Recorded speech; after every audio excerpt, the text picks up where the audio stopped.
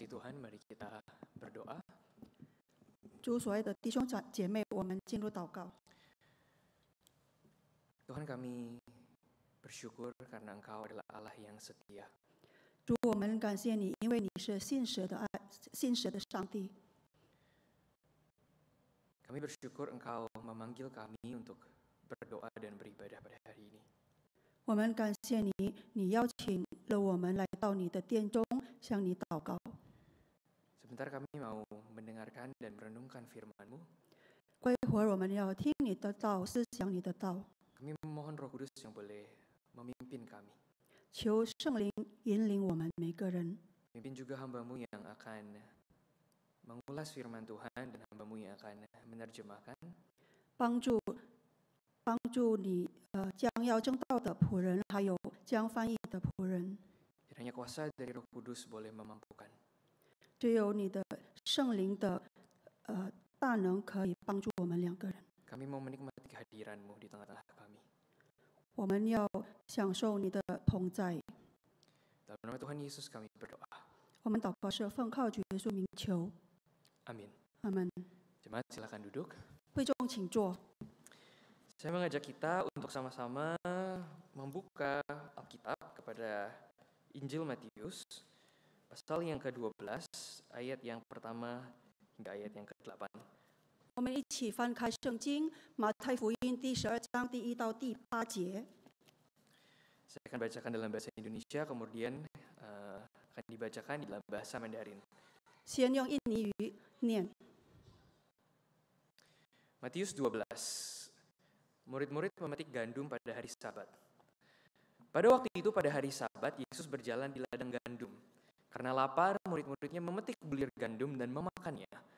Melihat itu berkatalah orang-orang Farisi kepadanya, "Lihatlah, murid-muridmu berbuat sesuatu yang tidak diperbolehkan pada hari Sabat." Tetapi jawab Yesus kepada mereka, "Tidakkah kamu baca apa yang dilakukan Daud ketika ia dan mereka yang mengikutnya lapar? Bagaimana ia masuk ke dalam rumah Allah dan bagaimana mereka makan roti sajian yang tidak boleh dimakan, baik olehnya maupun oleh mereka yang mengikutinya, kecuali oleh imam-imam. Atau tidakkah kamu baca dalam kitab Taurat bahwa pada hari-hari Sabat imam-imam melanggar hukum Sabat di dalam bait Allah, namun tidak bersalah? Aku berkata kepadamu, di sini ada yang melebihi bait Allah. Jika memang kamu mengerti maksud firman ini, yang kukehendaki ialah belas kasihan dan bukan persembahan, tentu kamu tidak akan menghukum orang yang tidak bersalah, karena Anak Manusia adalah Tuhan atas hari Sabat."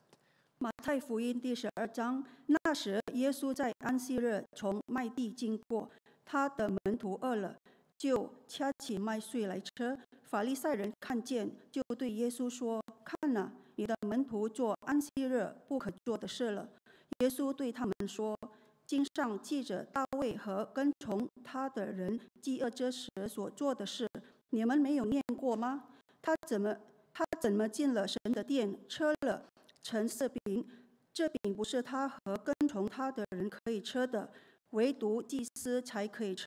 再者，律法上所记的，当安息日，祭司在殿里犯了安息日，还是没有罪，你们没有念过吗？但我告诉你们，在这里有一人比殿更大。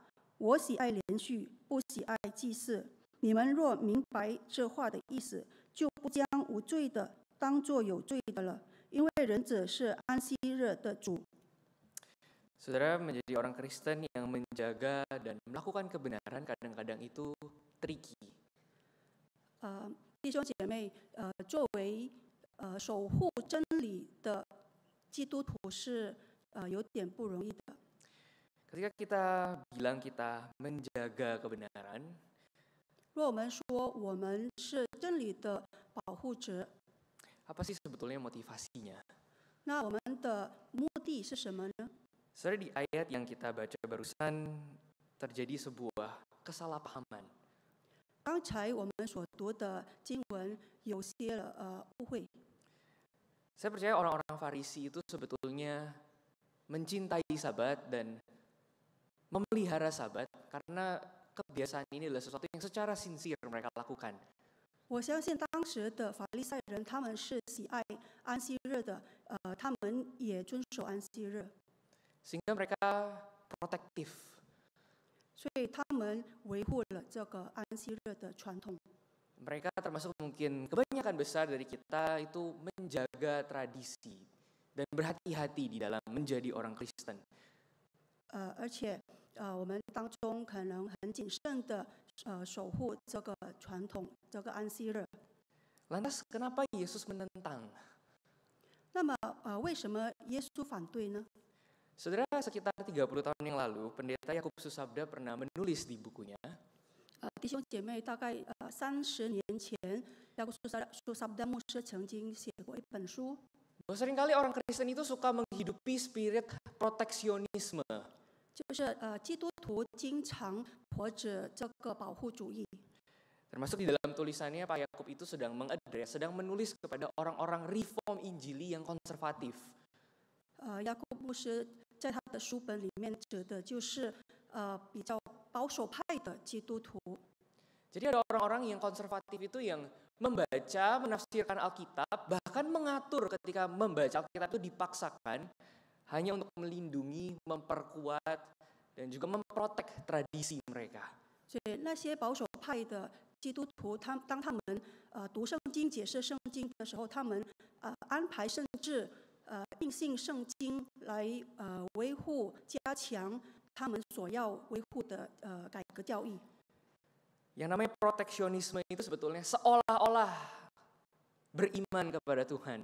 所谓的保护主义，就是好像是对上帝有信心。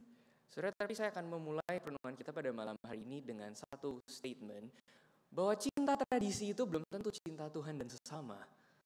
我想用这句话来开始我们今天晚上的思想，就是爱传统，爱圣经不一定是爱神和爱其他人的。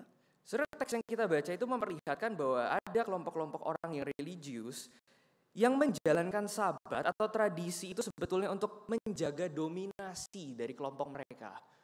刚才我们所读的经文里面告诉我们，当时那些遵守那个安息日的那些人，他们可能只是为了维护他们所管辖的一些群体。 Saudara, fenomena ini saya sering jumpai dan alami di mana-mana sebetulnya. 我经常在任何地方遇见这样子的事。 Saudara, kita lupa bahwa kalau kita memegang identitas sebagai orang-orang reform, 我们常常忘记，当我们作为改革派的基督徒， teologi yang dirumuskan pada abad ke-16 itu, menurut Pak Yakub, dilakukan untuk menjawab tantangan dan konteks zaman pada waktu itu. 当时的教义是按照当代的情况所实践的。 Nah, seringkali kita itu berhadapan dengan masalah yang berbeda, tapi kita hanya mengulang formula-formula yang sama, bahkan menjadikan doktrin itu seolah-olah seperti Taurat yang baru. 有时候我们面对了各种各样的问题，但是我们使用了一样的教义来面对我们所面对的事情。 Dan para reformator itu tidak menghidupi spirit proteksionisme yang seringkali mungkin dihidupi oleh orang-orang reform zaman sekarang. 那些改革领导，他们也没有按照就是这个保护主义生活着。 Saudara, saya kasih satu contoh yang recent, satu contoh yang baru-baru ini terjadi. 我给一个例子，就是最近所发生的事。 Saudara, belakangan ini ramai fenomena Kristen progresif. 最近我们可以听到，就是进步派的基督徒。 Saudara, kalau search di YouTube ada puluhan bahkan mungkin ratusan hamba Tuhan yang memberi respons. 有很多牧师、神父给了反应。 Ketika saya mencoba untuk mendengar dan membaca komentar-komentar netizen Kristen yang memberi respons, 当我读了基督徒所给的反应的时候， saudara, banyak banget dari komentar-komentar ini yang sebetulnya menggunakan bahasa-bahasa yang mungkin bahasa kebun binatang, bahasa-bahasa yang merendahkan. 这些基督徒他们使用了很多不好的词语来写他们所要写的。 Dan orang-orang ini adalah orang-orang yang punya semangat membela Alkitab dan membela kebenaran. 其实他们是为了维护圣经的真理。 Bahkan seringkali menggunakan label reform atau injili untuk merasa ini loh tradisiku yang paling benar. 甚至他们经常用改革的标签，自认为他是最厉害、最聪明的。 Sehingga menggunakan doktrin sebagai tembok pemisah, lalu nimbukin orang dari jauh. 所以他们就取用了教义当这个分隔墙，而且从远处用舌头丢人。 Saudara, saya pikir yang namanya nggak setuju itu nggak apa-apa. 我认为如果不同意，其实并没有关系的。 Tapi ada reaksi yang berlebihan, mencaci maki, merendahkan, menyerang pribadinya. 但是有时候我们会给过度的反应。 Saudara, orang-orang yang menganggap diri paling reform ini lupa bahwa bapak-bapak gereja pun punya perbedaan pandangan. 自以为最有改革的人，他们忘记了，其实改革领导他们也有不同的主张。 Mereka lupa bahwa bahkan di antara tokoh-tokoh reformator pun banyak perbedaan pandangan. 而且这些改革主张当中，他们也有很多不一样的就是不一样的主张。 Sehingga orang-orang yang merasa diri paling setia Alkitab ini lupa bahwa Paulus sudah warning. Jangan kamu pikirin aku ini golongan Paulus, aku ini golongan Apolos. Iman Kristen itu melampaui fenomena-fenomena seperti ini sebetulnya. 所以保罗就在提醒他们，不要自以为你们是最好的、最聪明的，我是保罗派的等等。 Dan saya mau katakan bahwa Christianity atau kekristenan yang fear driven, yang kita praktis, yang kita hidupi berdasarkan rasa takut, itu bukan true Christianity. 所以我想说，被恐惧驱动的基督徒不是真正的基督徒。 Saudara, saya setuju dengan kalimat back to the Bible. Kita percaya slogan sola scriptura, kembali kepada Alkitab. 弟兄姐妹，我同意这句话，就是回到圣经。 Tapi pertanyaannya adalah ketika kita pakai slogan ini back to the Bible, siapa yang menafsirkan dan untuk apa? 但是当我们用了这句话的时候，回到圣经，那么谁来解释？然后解释到什么程度呢？ Karena kalau kita belajar sejarah, Alkitab itu seringkali disalahgunakan. 因为当我们学习历史的时候，我们可以看到很多人错用了圣经。 Saudara, di abad ke-16, Martin Luther itu menulis sebuah tulisan yang judulnya adalah On the Jews and Their Lies. Ini berbicara tentang orang-orang Yahudi dan kebohongan-kebohongan mereka. 在第16世纪，马丁路德写了一本书，这本书写了犹太人和他们的谎言。 Dan Martin Luther ini bilang bahwa orang-orang Yahudi ini adalah orang-orang yang gak understand the scripture, gak mengerti Alkitab. 而且马丁路德说，这些犹太人根本不了解圣经。 Dan dia bilang orang-orang Kristen beware, kamu harus hati-hati kalau kamu ketemu berjumpa dengan orang-orang Yahudi ini. 所以他提醒基督徒，叫他们要提防这些犹太人。 Dan bahkan Martin Luther bilang kalau kamu ketemu sama mereka, gak apa-apa kalau kamu bilang ini loh inkarnasi iblis. 而且当马丁路德对基督徒说，如果你们遇见了他们，你们可以说这就是魔鬼的化身。 Saudara, apakah Martin Luther gak back to the Bible? 那么，请问是否马丁路德没有回到圣经呢？ Saudara, mungkin dia baca ayat yang kita baca tadi. Yesus itu mengecam orang Farisi dan ahli Taurat itu berulang-ulang kali. 我们刚才所读的经文里面，我们可以看到耶稣谴责了法利赛人、文士们很多次。 Dan Israel rohani itu menggantikan Israel lahiriah. 这个属灵的以色列人，代替了就是这体的以色列人。 Jadi back to the Bible. 所以回到圣经。 Tapi saudara tahu apa yang terjadi di dalam sejarah? 但是弟兄姐妹是否知道历史上所发生的事？ Saudara tahu Hitler dan Nazi? 弟兄姐妹是否知道希特勒？ Saudara, tulisan Martin Luther ini digunakan oleh Hitler dan pengikut-pengikutnya untuk menjustifikasi bahwa orang-orang Yahudi pada waktu itu boleh digenosid, boleh dimusnahkan, dilenyapkan. 所以马丁路德写的这本书被希特勒成为他灭绝种族的正当性。 Saudara, jadi kita harus hati-hati. 所以我们要谨慎。 Betul, kita itu harus menjaga kebenaran dan melakukan kebenaran. 是的，我们要保守，我们要保护真理，而且实践真理。 Tapi ayat yang kita baca dan sejarah itu selalu membuktikan, dan kita harus belajar bahwa ada begitu banyak peristiwa di mana orang-orang itu menggunakan Alkitab hanya untuk kepentingan pribadi atau kepentingan kelompok mereka. 但是从我们读的经文，我们所学的历史，我们可以看到有很多人、很多基督徒使用这个圣经来维护他们自己的团体。 Saudara, kita bisa pakai label, oke, aku penjaga kebenaran dan aku penjaga kekristenan. 我们可能可以用就是我是真理的守护者 Tapi 的 kita 标 juga, 签。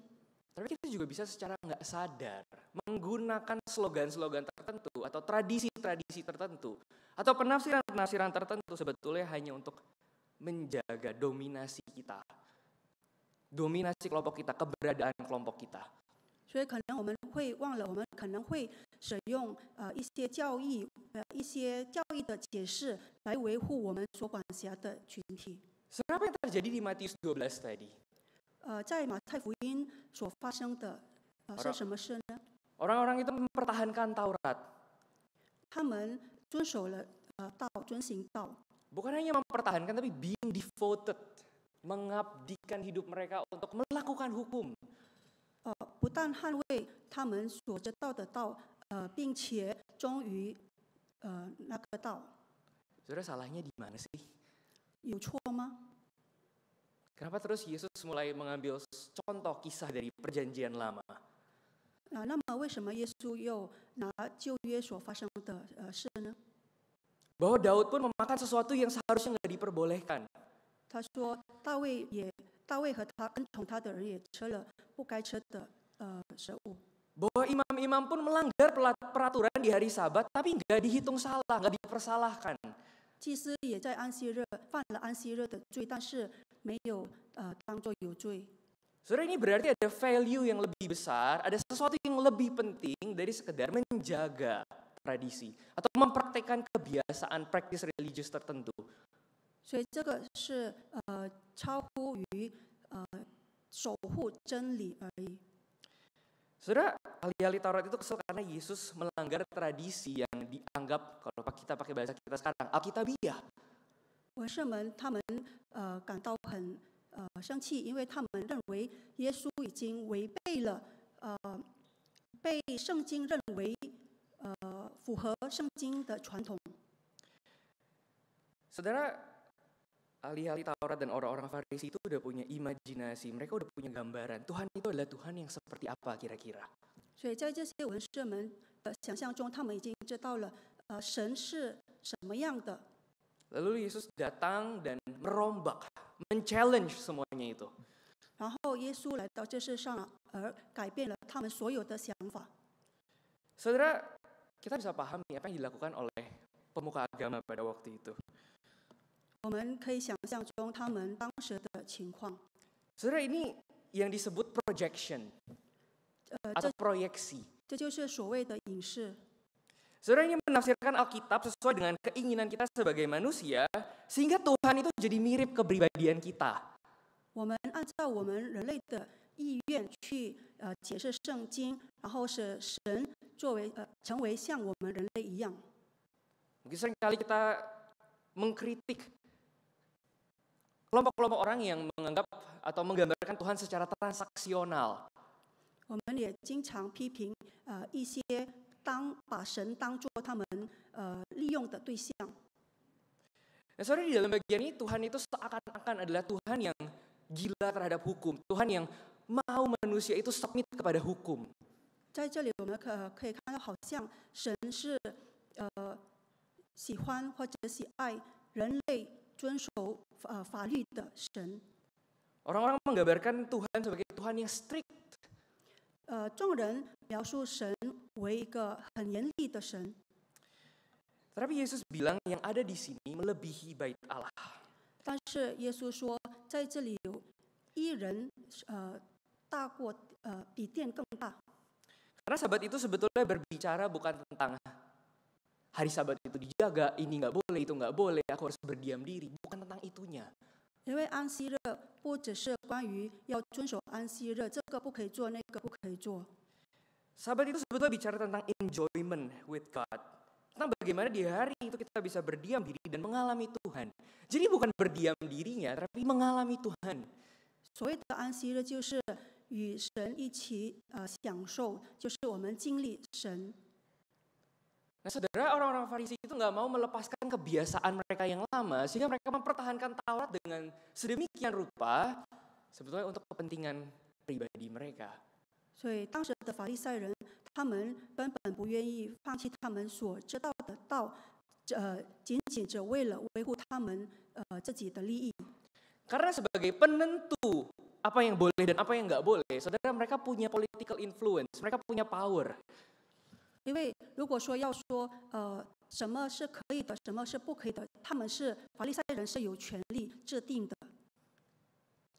Nah, saudara, Yesus bilang, pada hari itu imam-imam melanggar hukum Sabat, karena imam-imam harusnya practicing Sabat juga, tapi di dalam hari Sabat bukankah mereka mempersembahkan korban? 那么耶稣说，当安息日祭司在店里犯了安息日，还是没有罪。 Apa yang ada di hadapanmu ini lebih besar dari bait Allah. 在你面前的比殿更大， Atau mungkin Yesus pengen bilang, aku ini lebih besar dari hukum Taurat. 或者换句话来说，耶稣想说，我比道更大。 Nah, saudara, kalau dalam bahasa kita sekarang, 或者我们用现代化的句子来说， kalau kita sungguh-sungguh berani membuka diri untuk mengalami Tuhan, 若我们愿意敞开我们的心来经历神的话， mungkin kita akan mendapatkan bahwa Tuhan yang kita sembah 也许我们会发现，我们所敬拜的神 adalah Tuhan yang lebih besar dari tradisi kita. 是比我们所遵守的传统更大， Tuhan yang lebih besar dari selera kita. Selera, preferensi. 比我们所喜爱的更大， Tuhan yang lebih besar dari interpretasi kita. 比我们所解释的教义更大。 Saudara, bahkan saya berani meresikokan untuk bilang Tuhan itu lebih besar dari Alkitab kita. 我甚至可以大胆地说，神比圣经更大。 Saudara, saya pernah keluarin statement ini, God is bigger than the Bible. 我曾经这样子说，神比圣经更大。 Saudara, ada orang-orang yang gelisah dan menganggap, wah, Loser Inner liberal, Loser Inner sesat, Loser Inner nggak percaya Alkitab. 有人这样子讲，哇，人家老师太自由派了，他不相信圣经等等， Wah, Loser Inner udah nggak reform lagi. 他已经不是改革派的。 Saudara, padahal Alkitab sendiri menyaksikan Tuhan itu lebih besar daripada apa yang tertulis di dalam seluruh Alkitab, dari Kejadian sampai Wahyu. 弟兄姐妹，其实圣经里面告诉我们，神比一切更大。 Ulangan 29 ayat 29 bilang, ada yang disingkapkan Tuhan untuk manusia, ada yang nggak disingkapkan oleh Tuhan. 神的话说，有些是神为人类敞开，有些是不为人类敞开。 Ayat terakhir dari Injil Yohanes itu bilang, mau semua buku itu dijadiin satu halamannya dipakai untuk bercerita tentang Yesus, gak akan tetap cukup. 约翰福音里面说，要用一整本圣经来描述耶稣是不够的。 1 Korintus 13 itu berkisah tentang Paulus yang ngomong, kita ini sebetulnya mengerti hanya dengan samar-samar. 哥林多前书其实告诉我们不是很了解，不是很认识神。 Saudara, gambaran kita itu belum sempurna, kita belum berjumpa dengan Tuhan muka dengan muka. 因为我们还没有与神面对面。 Dan kita tahu firman itu harus menjadi daging. Untuk dialami, untuk diraba, untuk dirasakan. 我们知道道要成为肉身，让我们可以摸触。 Karena Paulus bilang kita ini orang-orang yang bukan hidup terbelenggu oleh hukum yang tertulis, tapi oleh roh yang menghidupkan. 因为保罗说，我们活着不是为了被所存在的法律约束，而是为圣灵或者经义而活。 Jadi kita itu bukan manusia yang memberi diri pada hukum, karena kita adalah ciptaan baru yang bergaul dengan roh Tuhan.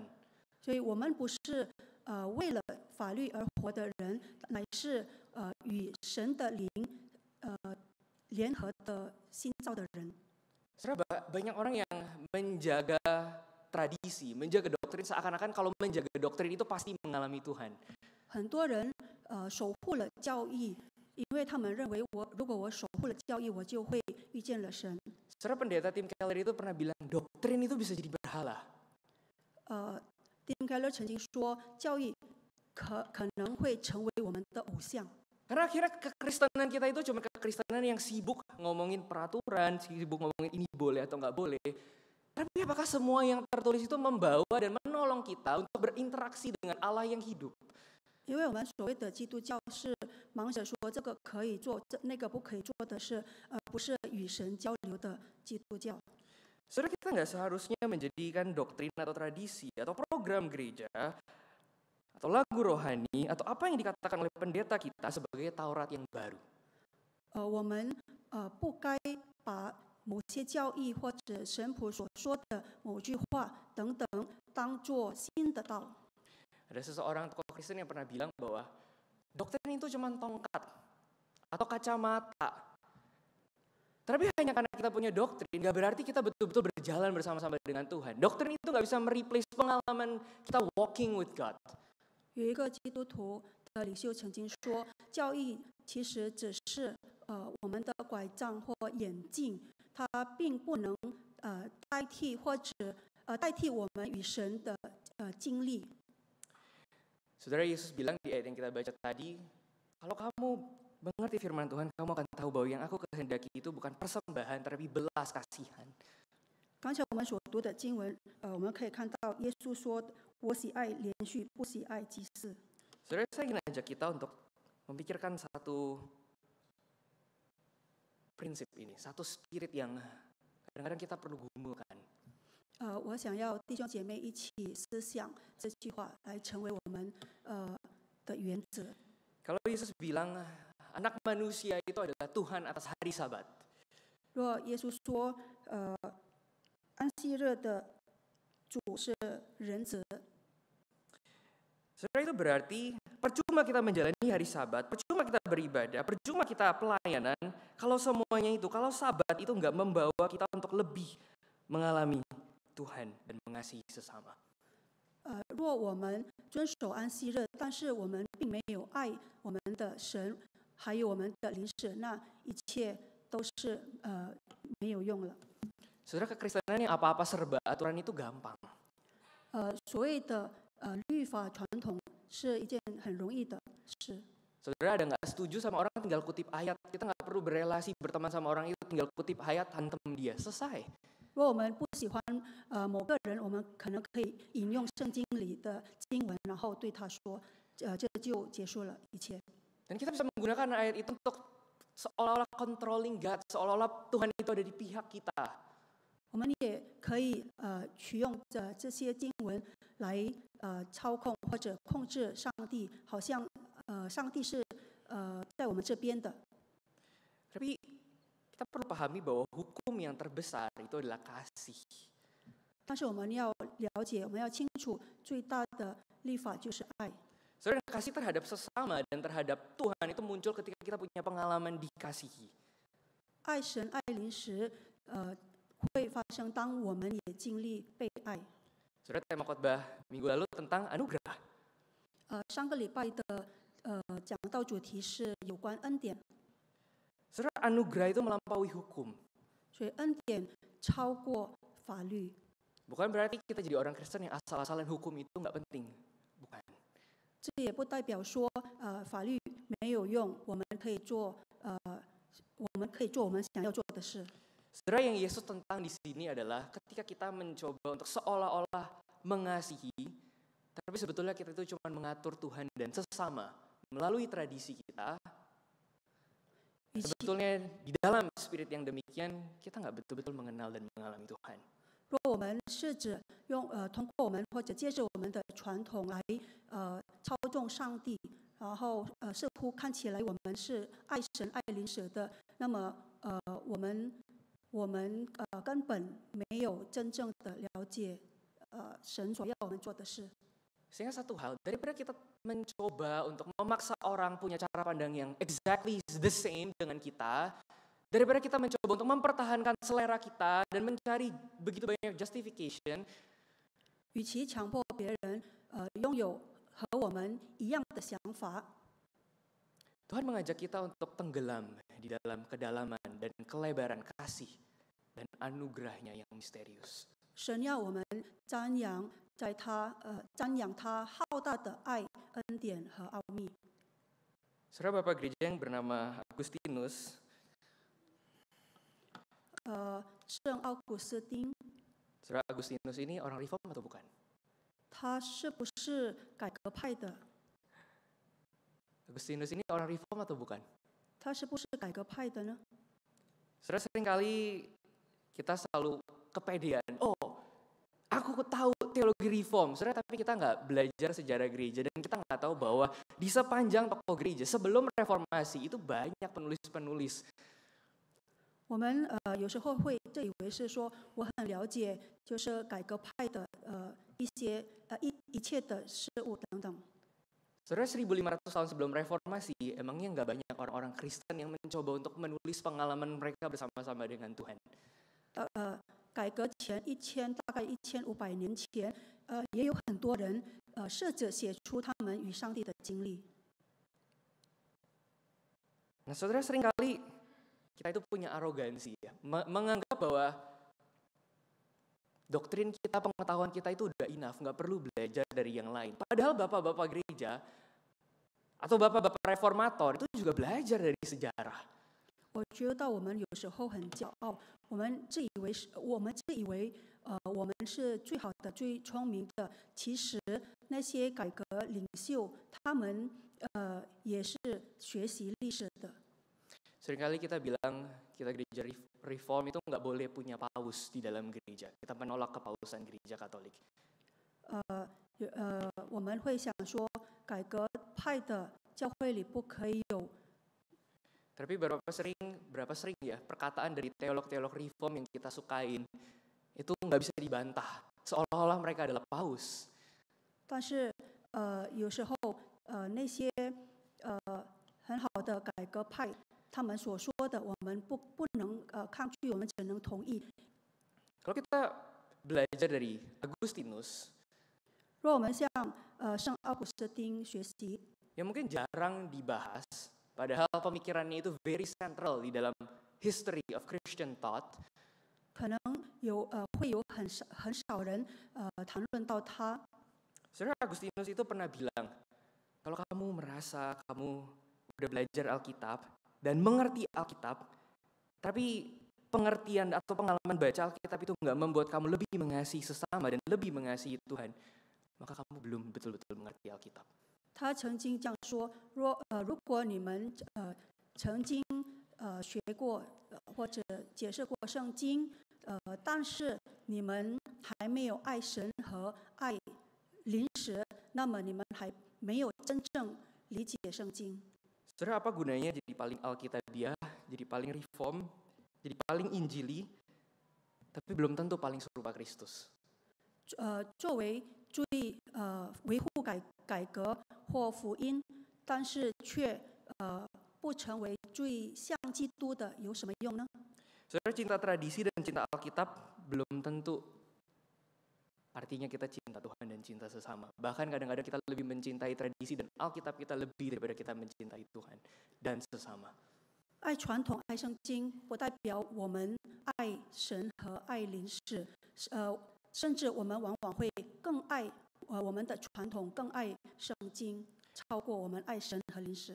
Karena spiritualitas yang kita hidupi itu bukan spiritualitas yang mengalami sabat setiap hari, spiritualitas yang mengalami Tuhan setiap hari, tapi masih spiritualitas yang berkutik pada tulisan, peraturan. 因为我们所活出来的安息日，不是按照爱神爱邻舍的安息日，只是按照写出来的这句的安息日。 Saudara, maukah kita mengalami kebesaran dari kasih dan anugerah Tuhan? 我们是否愿意经历神浩大的恩典和爱？ Saudara, kita boleh baca Alkitab, kita boleh paham tradisi, mencintai satu tradisi tertentu, tapi jangan sampai itu mereplace yang sebetulnya kita butuhkan, yaitu kasih dan anugerah Tuhan. 弟兄姐妹，我们可以爱我们的传统，我们可以学习圣经，但是千万不要让那些代替了我们对神和灵使的爱。 Jangan sampai kecintaan kita terhadap tradisi, terhadap doktrin, dan terhadap Alkitab itu membuat kita jadi orang-orang yang arogan, yang prideful, yang gak mau seperti Yesus duduk diam bersekutu dengan sesama manusia. 不要让我们爱传统、爱圣经的一举一动超过我们爱神，就像耶稣一样，安静的坐下来和别人交流交往。 Saudara ingat bahwa tradisi, interpretasi, dan sebagainya itu cuma tongkat yang menolong kita untuk berjalan dengan Tuhan. Tapi apakah kita mau berjalan dengan Tuhan? Dan ketika kita berjalan dengan Tuhan, Tuhan akan challenge kita. Mau gak kita mengasihi sesama dengan cara yang lebih graceful? 别忘了，那些传统还有教义，只是帮助我们与神同行的拐杖。但是我们是否真正希望或者愿意与神一起同行？ Apakah kita memaksa Alkitab 我们是否强迫圣经 untuk mengkonfirmasi apa yang kita mau? 来确认我们所想要的， Atau kita menaklukkan diri kepada apa yang disingkapkan oleh Alkitab? 或者我们屈服于圣经所要我们所做的？ Mari kita berdoa. 我们低头祷告。 Tuhan, pada hari ini kami belajar satu hal. 主啊，今天我们学了一件事。 Ketika kami membaca Alkitab, apakah kami melihat Engkau di balik Alkitab yang kami baca? 当我们读圣经的时候，我们是否看到你在我们所读的圣经里面呢？ Ketika kami suka sekali belajar doktrin, apakah doktrin itu membawa kami untuk lebih mengenal dan mengalami Engkau? 当我们喜爱学习教义的时候，是否那些教义带我们更亲近于你呢？ Apakah seperti Paulus kami mengalami bahwa semua pengetahuan dan pengertian kami masih samar-samar? 是否像保罗所说的，我们所理解的教义还是模糊的？ Bahwa daripada mencari kepastian dan memaksa Alkitab untuk berbicara sesuai dengan keinginan kami, yang kami butuhkan adalah tenggelam di dalam anugerah dan kasih-Mu. 与其强迫圣经行我们所意愿的，倒不如我们瞻仰神你浩大的爱和恩典。 Bukan berarti kami menjadi orang-orang Kristen yang anti terhadap Alkitab atau anti terhadap hukum atau anti terhadap Taurat. 这不意味着我们成了不喜爱圣经、讨厌道真理的人。 Tapi ajar kami untuk melihat bahwa semuanya itu adalah sarana untuk mengalami kasih dan anugerah-Mu yang besar. 但恳求你帮助我们，可以看到那一些只是帮助我们更亲近于你的道具。 Bahwa Sabat bukanlah peraturan, 安息日不仅仅是规则， Sabat bukanlah sesuatu yang menghukum kami jadi orang yang takut kalau belum ibadah, takut kalau belum datang ke gereja, takut kalau belum berdoa. 安息日不是定我们罪的人，若我们没有来到教会敬拜你，他会定我们有罪的。 Tapi Sabat berbicara tentang perhentian kami mengalami kasih dan mendengar suara-Mu. 但所谓的安息日，就是我们停在你的殿中，我们听你的话语，我们经历了你的爱。 Tuhan, kami mau hidup sebagai anak-anak-Mu yang punya kerendahan hati. 主啊，我们要做你谦卑的子女， Bentuklah kami senantiasa. 求你塑造我们每个人。 Dalam nama Tuhan Yesus kami berdoa. 我们祷告是奉靠主耶稣名求， Amin. 阿门。